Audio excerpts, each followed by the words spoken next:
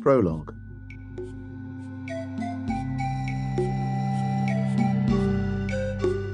Late May after the long rains. The ground had borrowed moisture from the clouds. Now the sky claimed its debt in endless, hot, dry days. For the children, it was a relief. After weeks of bored confinement, they were at last allowed to wander from the household, beyond the gardens and the outer walls, into the wild. It was there that they came upon the death machine. "I still can't hear anyone," Geoffrey said. Sunday sighed and placed a hand on her brother's shoulder. She was 2 years older than Geoffrey and tall for her age. They stood on a rectangular rock, paces from the river that still ran fast and muddy. "There," she said. "Surely you can hear him now." Geoffrey kept a firm grip on the wooden aeroplane he was carrying.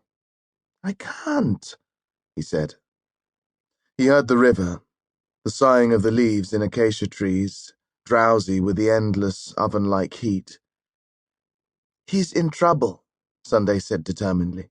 "We should find him, then tell Memphis." "Maybe we should tell Memphis first, then look for him."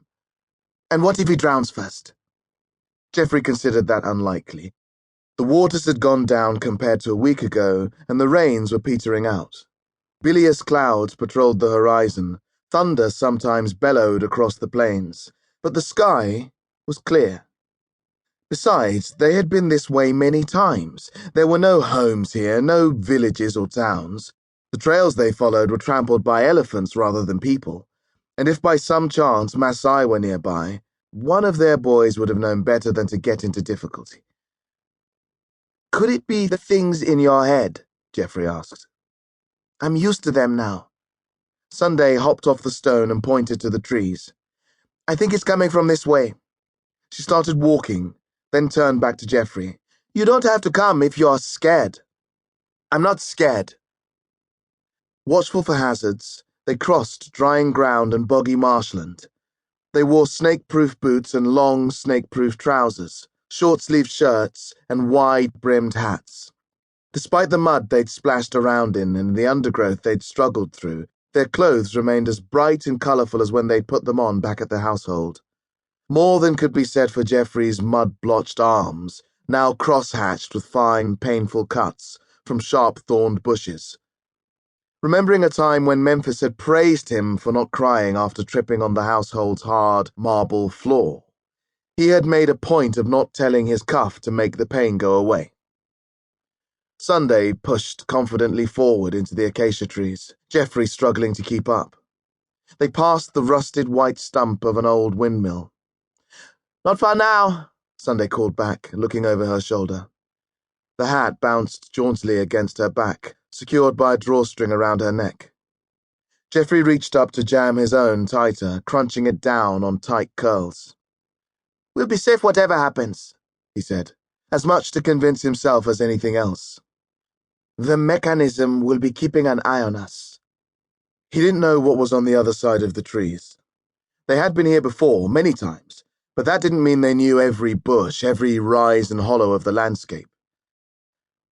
"Something's happened here," Sunday called, just out of sight. "The rains washed this whole slope away, like an avalanche. There's something sticking out." "Be careful," Geoffrey cried. "It's some kind of machine," she shouted back. "I think the boy must be stuck inside." Geoffrey steeled himself and soldiered on. Trees fretted the sky with languidly moving branches, chips of kingfisher blue spangling through the gaps. Something slithered away under dry leaves a metre or two to his left.